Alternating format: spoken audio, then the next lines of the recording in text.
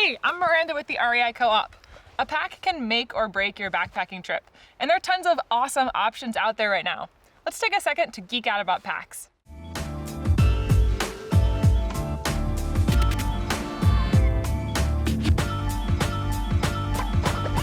When choosing a pack, one of the first things you need to decide is the capacity. The capacity of pack is largely going to depend on the type of backpacker you are.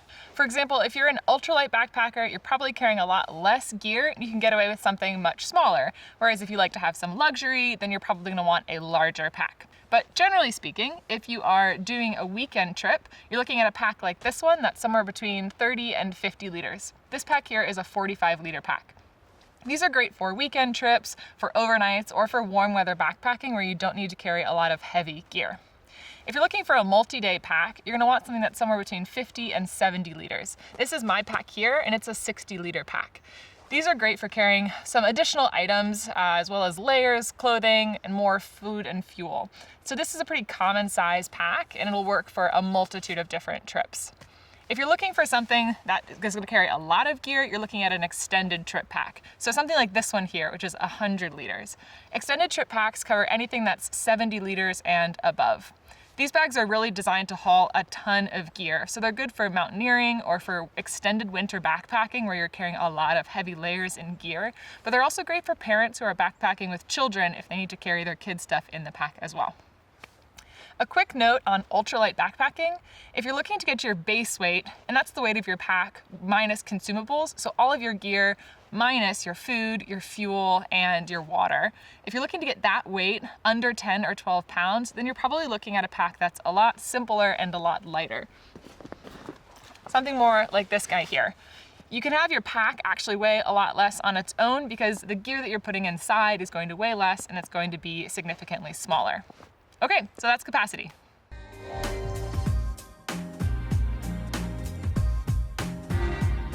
A pack's frame is designed to transfer weight from your shoulders and onto your hips for a more comfortable carry. There are two main types of pack frames right now, the internal frame and the external frame. This pack here has an internal frame, and this is certainly the more common type of pack nowadays, and they're definitely lighter than external frame packs.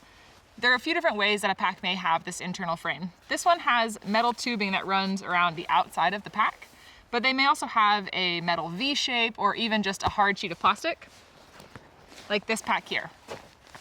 This is definitely not designed to carry as much weight as an internal frame pack like this, but it's a good option for ultralight backpackers, and it will still provide some structure. The other type of frame on a pack is an external frame pack. These used to be the go-to, but we now have an updated design with the internal frame packs. These bags are very durable, the frames are very durable, but they're not as common and you really don't find them very much anymore. These are a good option for people who want to lash a lot of gear to the outside of their pack, so they're a good choice for hunters or anyone who's going to be carrying unusually sized loads, and they're also just a really good throwback if you want to experience what backpacking used to be like. Some ultralight backpackers will choose to use frameless packs. While these don't do as good of a job of transferring the weight to your hips, you may not need that if you're carrying a lot less stuff.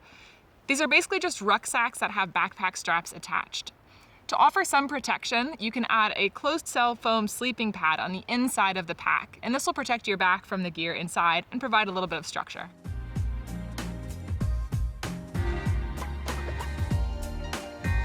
Keep in mind that any features that you add to your pack are also going to add weight. So you want to strike a balance between the ease of use of the pack and the additional weight that you're adding. There are a ton of different features that you may find on backpacks, so we're just going to cover a few of the pretty common ones. The first one is access. Most packs are going to have top loading access like this one. This is just a cinch cord that opens up and allows you to get to all of your gear.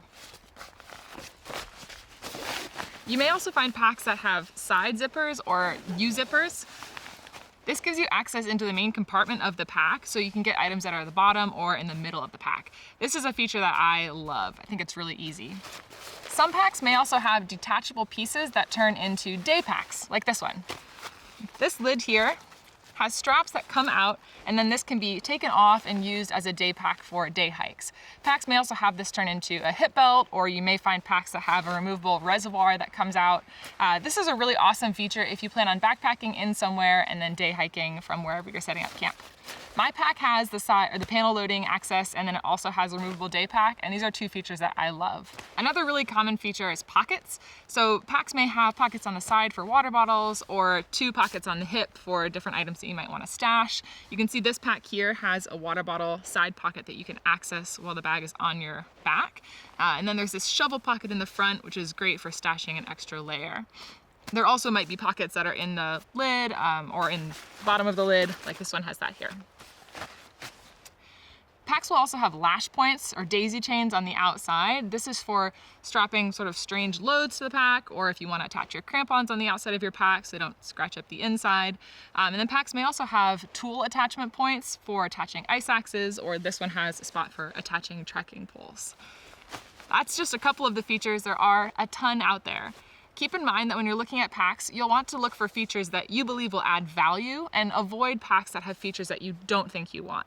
Again, there's a ton out there. So that might be extra cushy hip belts, which you want. It might be a separate compartment for a sleeping bag, and just make a decision on what you find valuable and what you don't want in your pack.